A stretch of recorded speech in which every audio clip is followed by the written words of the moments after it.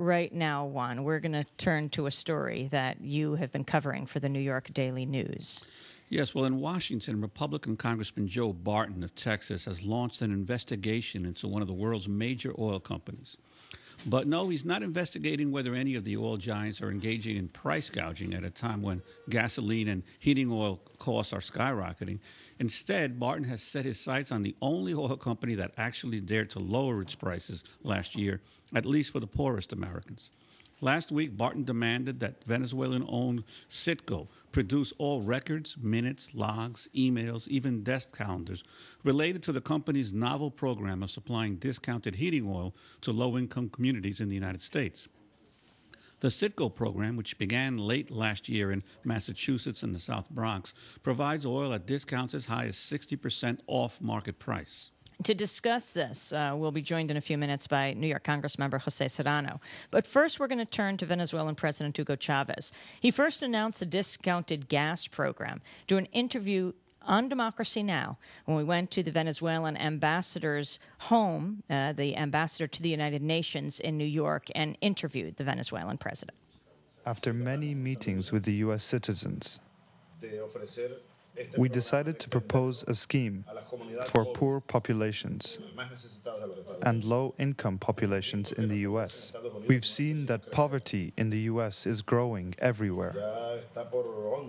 It's close to 11% poverty, according to some estimates. And instead of the figures, you have to go deeper into it. Because if you see Katrina and you saw what's happened, 100,000 people were abandoned. And they are abandoned, and they're just surviving. So here we have CITGO, this oil company. We have the CITGO company here in the United States. This is a Venezuelan company. So let's have a look at the U.S. map, the distribution area of CITGO in the U.S. We are present in 14,000 gas stations in the U.S. And here we have different refineries, asphalt refineries, 8 refineries that we have in the U.S. The plants for filling units, the third refineries, terminals, and so on. We want to use these infrastructures to help the poor populations. We have made some progress. We have given instructions to the president of CITGO, Felix Rodriguez.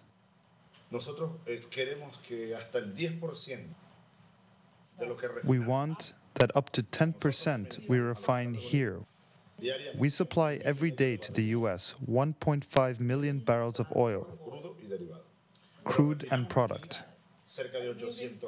And we refine here close to 800,000 barrels a day refined here in the U.S. So we would like to take 10% of what we refine, those products, and to offer these products in several modalities to the poor populations. And the pilot project will be starting in Chicago. We are already operating in Chicago. Well, let's hope that there's not going to be any obstacle by the government opposed to this project being implemented, but we will be working in those poor populations. We have some allies. That was Venezuelan President Hugo Chavez speaking to Democracy Now! Last September when Juan and I interviewed him. Now joining us on the telephone is Democratic Congressmember Jose Serrano of New York. Welcome to Democracy Now!, Congressmember Serrano. Thank you for your invitation, and good morning to both. Can you explain what Joe Barton, the energy Congress member from Texas, is doing? What is he calling for?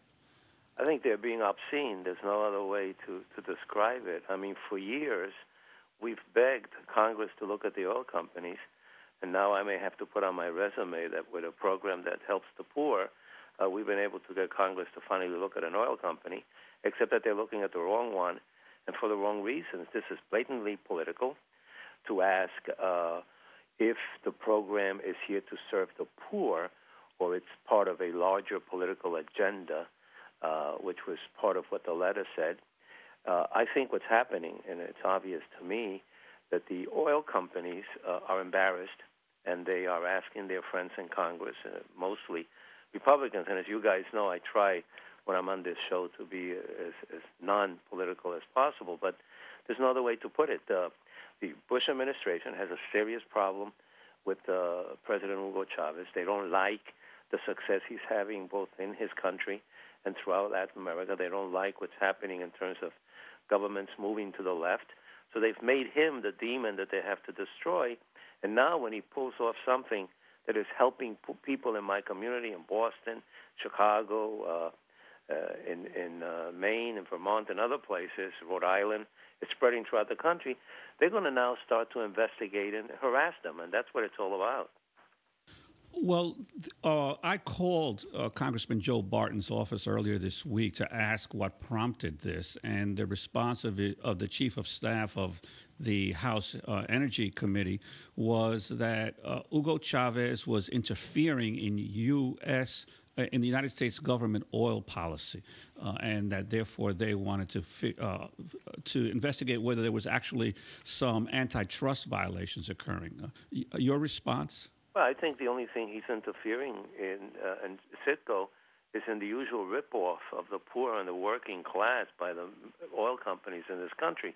As you know, their profits have been outrageous, and no one is looking at that. They were asked by members of the Senate to do something. They totally ignored it. CITGO was the only one that stepped up. And I think this goes into some dangerous grounds here because, for instance, when they ask for logs, phone conversations, and so on, which they're asking voluntarily now, and they may go and try to do it in an official subpoena way, what are they saying? That they also want minutes of any meetings that I had with CITGO, that Joe Kennedy had with CITGO, that Bernie Sanders had with CITGO, and other members of Congress, Charlie Rangel, Gregory Meeks. Well, that goes into a dangerous area because they're not investigating serious ethics violations in Congress, and here they're going to try to find out what kind of conversations we had. But the conversations are public. They were basically a great program that we were all trying to get in our communities. And I tell you, if with all due respect to my colleagues, I'm not going to give out names, but if I give you the list for about 60 members of Congress from all parts of the country who are asking me, can I set up a meeting with CITGO to see if they can get this kind of program in their district?